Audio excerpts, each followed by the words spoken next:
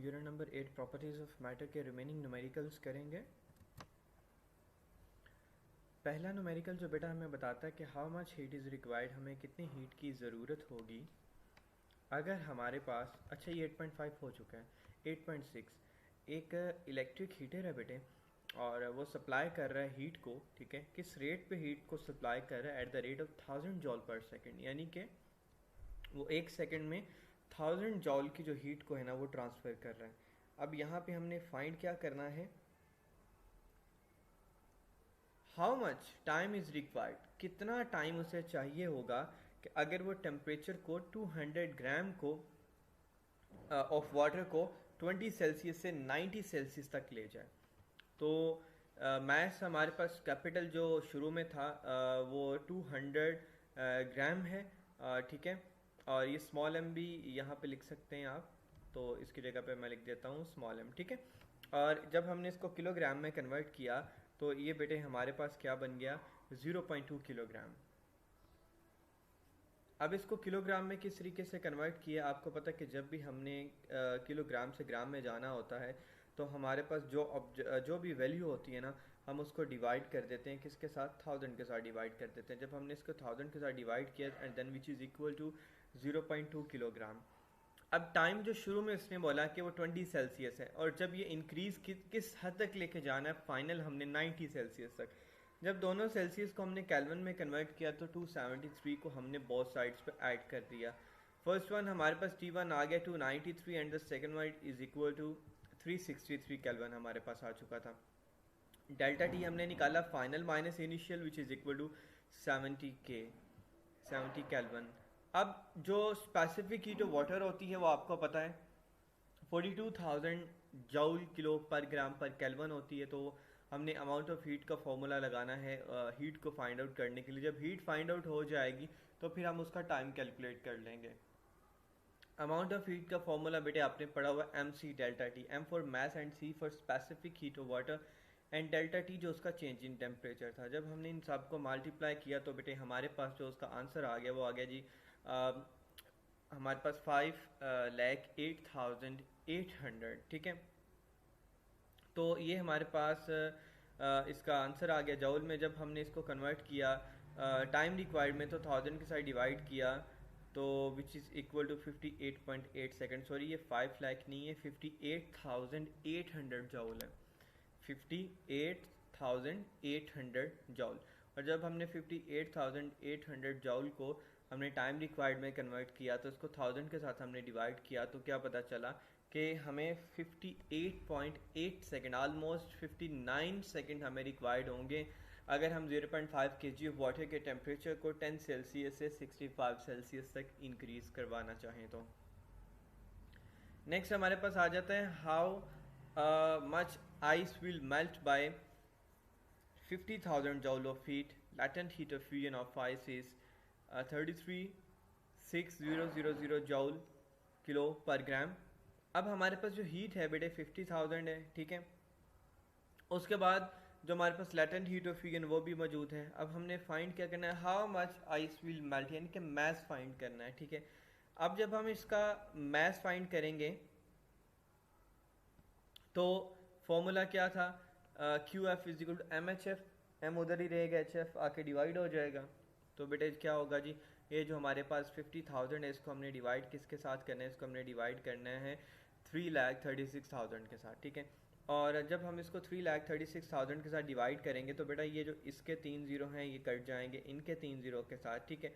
तो रिमेनिंग हमारे पास क्या रह जाएगा 50 डिवाइडेड बाई 336। जब हमने उसको डिवाइड किया तो विच इज़ इक्वल टू 0.1488। अब ये जो हमारे पास बेटे 0.1488 है, जब हमने इसको किलोग्राम से ग्राम में लेके जाना है, ठीक है। तो जब भी हम इसको किलोग्राम से ग्राम में लेके जाएंगे तो डेफिनेटली वही करेंगे, इसको जो है ना डिवाइड कर देंगे 1000 के साथ तो विच इज़ इक्वल टू अगर ये ग्राम तो ये मल्टीप्लाई कर देंगे तो ये हमारे पास बेटा क्या आ जाएगा 148 ग्राम। तो ये इसके पास हमारे पास इस वक्त मैस आ गया। अब 8.8 में क्या है जी, हमने फाइंड करना है क्वालिटी ऑफ हीट को जो हमें चाहिए है ठीक है बेटे। क्वालिटी ऑफ हीट मेल्ट करने के लिए 100 ग्राम ऑफ आइस को -10 सेल्सियस से इंटू वाटर एट 10 सेल्सियस तक। तो आपको पता है कि सिर्फ उन्होंने हमें स्टेटमेंट दी है और ये नोट लिखा हुआ है, ये वो वैल्यूज़ हैं बेटे जो आपको याद करनी पड़ेंगी और समटाइम ये न्यूमेरिकल्स में नहीं दी गई होंगी। तो स्पेसिफिक हीट ऑफ आइस बेटा 2100 और स्पेसिफिक हीट ऑफ वाटर बेटा 4200। लैटेंट हीट ऑफ फ्यूजन क्या है जी 33 लाख और 66,000 हमारे पास इसका आ जाएगा latent heat of fusion of ice. उसके बाद हम क्या देखेंगे, इसका टेम्परेचर टी कितना है जी, माइनस में -10 सेल्सियस है। क्यू फाइंड करना है, मैस 100 ग्राम में किलोग्राम में कन्वर्ट किया तो 0.1 किलोग्राम हो गया। अब हमने ये देखना है कि हीट कितनी रिक्वायर्ड होगी इसको कन्वर्ट करने के लिए, तो एम सी डेल्टा टी का फॉर्मूला लगा दिया which is equal to 2100 joule. इसका आंसर इतना आ गया।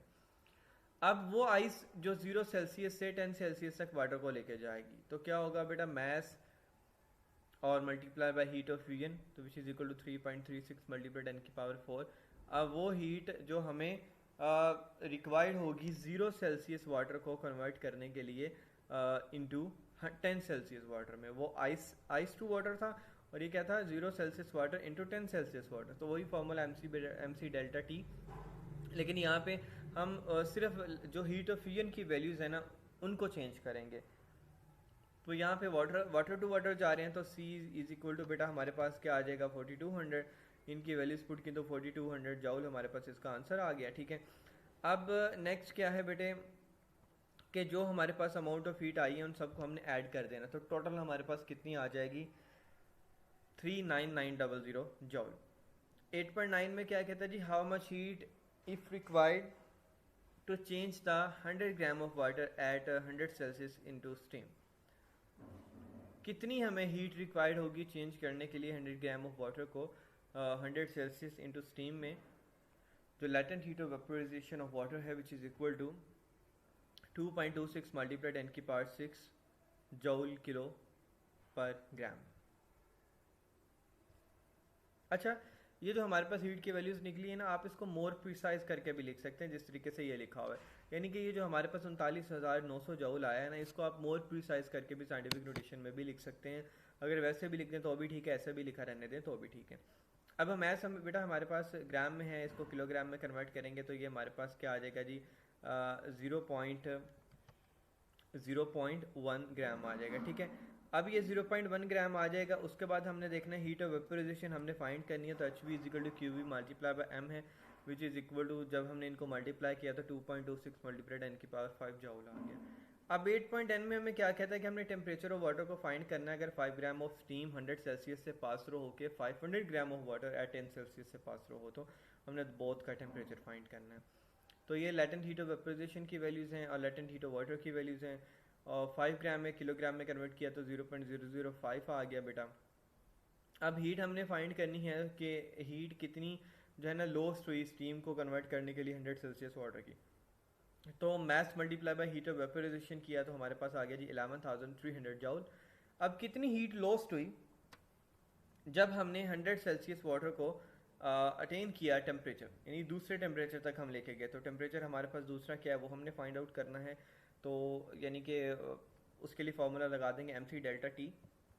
एम कितना है और 0.005, सी कितना है 4200, डेल्टा टी यानी हमारे पास चेंज इन आर है तो 100 फाइनल है माइनस इनिशियल, तो वो हमारे पास नहीं है, तो 100 माइनस T2 इनको मल्टीप्लाई किया तो बेटा 21, और 21 को जब 100 और T2 के साथ मल्टीप्लाई किया तो 2100 माइनस 21 T2।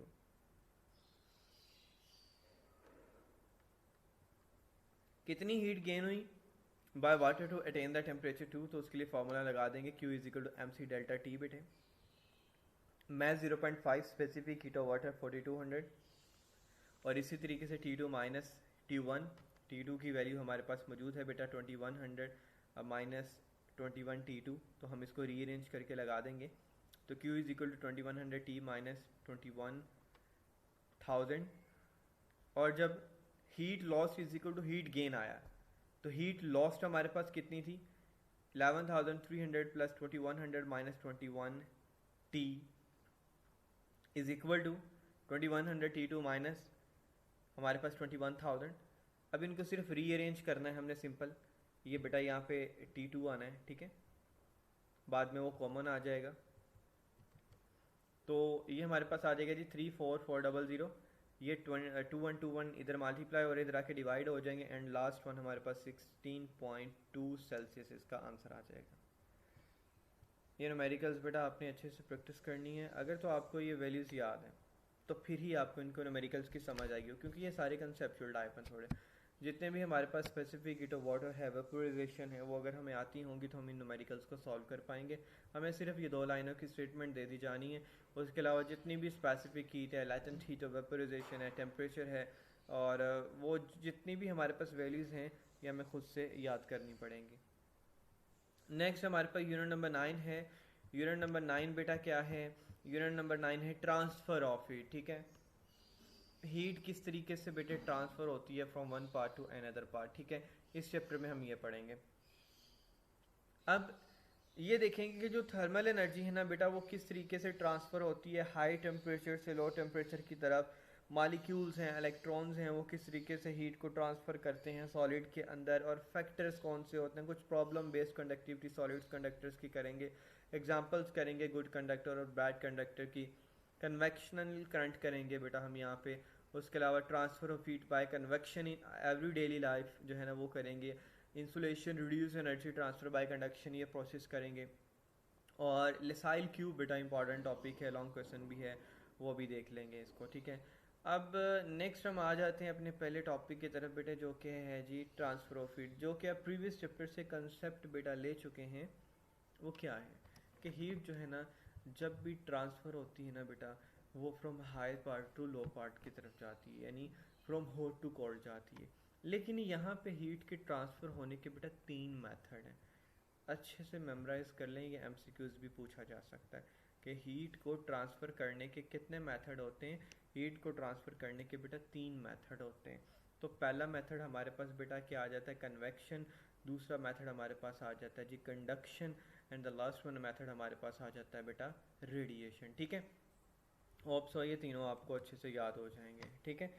पहला कौन सा है बेटे, कन्वेक्शन, और दूसरा कौन सा है, कंडक्शन, और तीसरा कौन सा है बेटे हमारे पास आ जाता है रेडिएशन।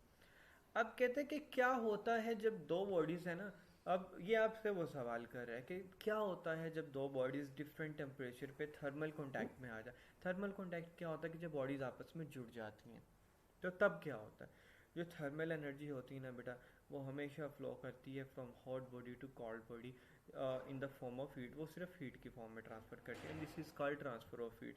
यानी कि फॉर एग्जांपल बेटा हमारे पास एक ब्लॉक ये है और दूसरा ब्लॉक ये है, और वो कुछ यूँ जो है ना ये थर्मल कॉन्टैक्ट इनका आ चुका है। अब क्या होगा, फॉर एग्जांपल ये ब्लॉक जो है ना इसके अंदर काफ़ी मिकदार में जो है ना हीट मौजूद है, टेम्परेचर मौजूद है, तो क्या हीट मौजूद है। अब क्या होगा, ये कोल्ड है, ठीक है।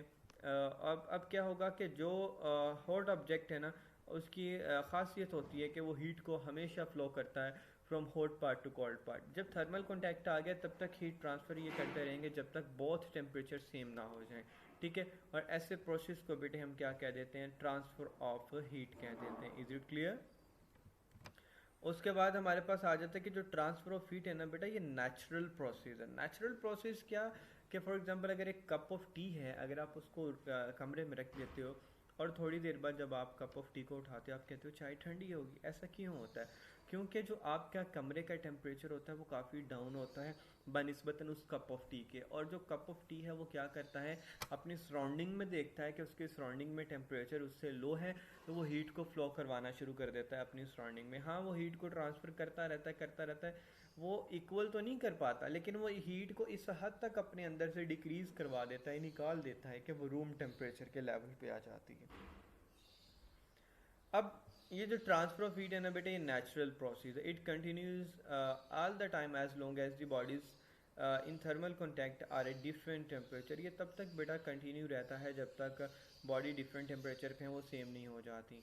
तो there are 3 ways by which transfer of heat take place. यहाँ पे तकरीबन 3 मेथड हैं जिससे ट्रांसफ़र ऑफ हीट होता है बेटे। पहला है कंडक्शन, और दूसरा हमारे पास आ जाता है convection, and the last one is हमारे पास क्या आ जाता है बेटा, रेडिएशन। Is it clear?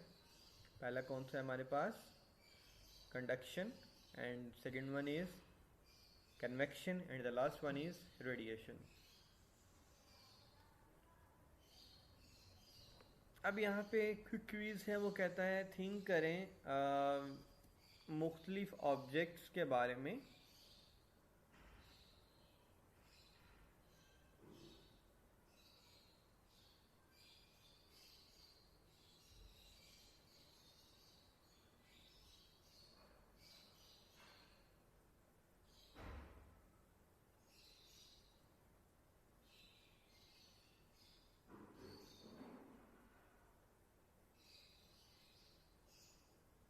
हाँ, वो कहते हैं think of object around at us getting heat और गिविंग आउट हीट। तो वो कौन सी चीज़ें हैं जो आपके मतलब के अराउंडिंग में मौजूद हैं, जो हीट को गेट भी करती हैं और गिविंग आउट भी करती हैं। तो बेटा वो ये आपने देख लेना है कि अगर हॉट वाटर की बात करें, कप ऑफ टी की बात करें, तो ये सम जो है ना एग्जांपल्स हैं इसकी। ये आपने खुद से भी इसके बारे में सर्च करनी है, और मे बी ये मैं टेस्ट में भी आपको ये क्वेश्चन दे दूं जब इस चैप्टर का टेस्ट आएगा। उसके बाद आ जाता है जी हमारे पास कंडक्शन क्या होती है। कंडक्शन क्या होती है, कहता है जो हैंडल ऑफ मेटल स्पून है held in hot water soon gets warm. कि जो हैंडल है ना चम्मच का जो हैंडल होता है, अगर हम क्या करते हैं, अगर उसको गर्म पानी के अंदर डबो देते हैं तो क्या होता है कि वो गर्म होना शुरू हो जाता है। अब उसकी एग्जांपल ये है कि अगर एक चम्मच है ना, अगर आप उसको पकड़ते हैं और एक हिस्सा उसका आँच के ऊपर रख देते हैं, आग के ऊपर रख देते हैं, थोड़ी देर बाद आपने जो हिस्सा पकड़ा हुआ होगा आप फील करना शुरू हो जाएंगे कि वो भी गर्म होना शुरू हो रहा है। ऐसा क्यों होता है? क्योंकि बेटा हीट ट्रांसफ़र हो रही है from hot part to cold part. लेकिन अगर हम वुडन स्पून की बात करते हैं तो जो हैंडल है वो वार्म नहीं होता। क्यों नहीं वार्म होता? क्योंकि दोनों मटेरियल जो है ना बिहेव करते हैं मुख्तलिफ तरीके से हीट को ट्रांसफ़र करने की। क्योंकि जो मेटल्स होते हैं ना वो जो मेटल्स और नॉन मेटल्स होते हैं हीट को कंडक्ट करते हैं, लेकिन जो मेटल्स होते हैं ना बेटा वो अमूमनली गुड कंडक्टर ऑफ हीट होते हैं बनिस्बतन नॉन मेटल्स के। अगर आप एक आयरन पीस की बात करते हैं और एक लकड़ी के पीस की बात करते हैं, तो आयरन पीस एक मेटल है, लकड़ी का पीस नॉन मेटल है। तो जो आयरन पीस है वो हीट को अपने अंदर जल्दी से एब्जॉर्ब कर लेता है, जबकि लकड़ी का पीस अपने अंदर हीट को इतनी अच्छे से एब्जॉर्ब नहीं करता। तो इससे क्या साबित हुआ, जो कंसेप्ट भी है कि जो मेटल्स होते हैं are generally better conductors rather than non metals. अगर हम सॉलिड की बात करते हैं, जो एटम और मालिक्यूल्स होते हैं ना बेटा वो पैक्ड होते हैं क्लोजली। जिस तरीके से ये इस डायग्राम में आप देख सकते हैं कि ये अगर सॉलिड्स हैं इनके जितने भी पार्टिकल्स हैं ये क्लोजली एक दूसरे के साथ बेटा के अटैच हैं, और ये कंटिन्यूसली वाइब्रेट करते रहते हैं अपनी मीन पोजीशन पे रहते हुए। अच्छा, क्या होता है जब हम इसके एक एंड को हीट करना शुरू कर दें, तो जो एटम और मालिक्यूल्स होते हैं बेटे वो उसके अंदर प्रेजेंट होते हैं, वो वाइब्रेट करना शुरू कर देते हैं बहुत तेज़ी के साथ। अब यहाँ पे कहते हैं कि सॉलिड के अंदर जो हीट है ना वो ट्रांसफ़र होती है एक पार्ट से दूसरे पार्ट की तरफ, फ्रॉम एटम्स टू एटम और molecules to molecules due to collision. यानी इनके टकराने की वजह से जो है ना, अब देखें ना जैसे ही इसको हीट प्रोवाइड करना शुरू कर देंगे ना, तो ये मालिक्यूल्स अपनी पोजीशन पर रहते हुए वाइब्रेट करना शुरू कर देंगे। जब ये वाइब्रेट करना शुरू करेंगे तो क्या होगा, इनकी हीट जो है ना ट्रांसफर होना शुरू हो जाएगी from one part to another part due to collision between them. अब यहाँ पे देखें क्या होता है कि जब कोलिजन होना शुरू हो जाती है ना, ये कोलाइड करते हैं अपने नेबरहुड में पड़े हुए एटम्स और मालिक्यूल्स को, और क्या होता है कि ये एनर्जी को पास थ्रू कर देते हैं अपने नेबरहुड में। जो उनके अंदर अपनी एनर्जी होती है ना वो अपने नेबर में पड़े हुए एटम्स और मालिक्यूल्स में एनर्जी को ट्रांसफ़र कर देते हैं जब वो उनके साथ टकराते हैं, जिससे उनकी वाइब्रेशन जो है ना बेटे मज़ीद इंक्रीज़ हो जाती है। और जो एटम्स और मालिक्यूल्स होते हैं ना वो एनर्जी को तो पास कर देते हैं अपने नेबरहुड पार्टिकल्स में। इस तरीके से जो हीट है ना वो बेटा एक पार्ट से दूसरे पार्ट में सॉलिड में ट्रांसफ़र हो जाती है। लेकिन ये प्रोसेस बहुत स्लो होता है और ये बहुत थोड़ी मिकदार में हीट को ट्रांसफ़र करता है from cold parts in solid, यानी from hot to cold parts in solid. अब कहते हैं how does then heat flow from hot to cold parts in metals और रैपिडली देन नॉन मेटल्स। कहते हैं मेटल में क्यों इतनी तेज़ी से आप तो ऊपर वाले टॉपिक में पैराग्राफ में बता रहे हैं कि सॉलिड के अंदर नॉन मेटल के अंदर जो है ना हीट बहुत स्लोली ट्रांसफ़र होती है from hot to cold part, लेकिन ये ऐसा क्या है प्रोसेस के जो नॉन मेटल्स के अंदर हीट जो है ना वो बहुत तेज़ी से ट्रांसफ़र हो जाती है। कहता है मेटल्स के पास जो है ना फ्री इलेक्ट्रॉन्स होते हैं, और ये जो फ्री इलेक्ट्रॉन्स होते हैं ना बेटा ये बहुत हाई वेलोसिटीज़ के साथ मूव कर रहे होते हैं, और ये एनर्जी को बहुत फास्ट रेट के साथ बेटा from hot to cold parts में मूव करवा देते हैं। और जो heat from cold parts of the metal object तक जाती है उसके हॉट पार्ट से, वो बहुत तेज़ी से ट्रांसफ़र होती है बनस्बतन नॉन मेटल्स के। अब यहाँ पे सवाल है कि how heat flows from hot to cold parts in metal so rapidly. उसका बेटे हमारे पास आंसर क्या आ जाएगा?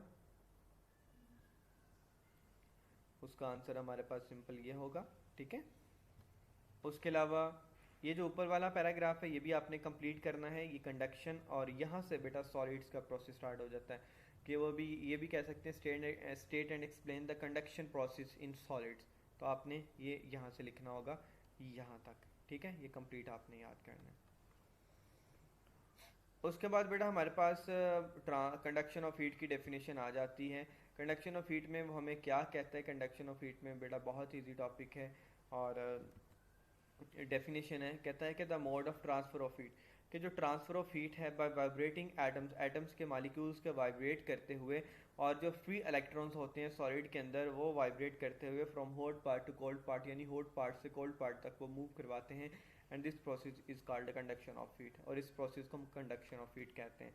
और जितने भी मेटल्स होते हैं ना बेटा वो गुड कंडक्टर ऑफ हीट होते हैं, ठीक है। और वो सब्सटेंस जो बैड कंडक्टर होते हैं वो क्या होते हैं, वो हीट को आसानी से कंडक्ट नहीं करवा सकते। यहाँ पे एक डेफिनेशन शॉर्ट बनेगी, डिफरेंस बिटवीन बैड कंडक्टर और insulator, sorry difference between good conductor और बैड कंडक्टर।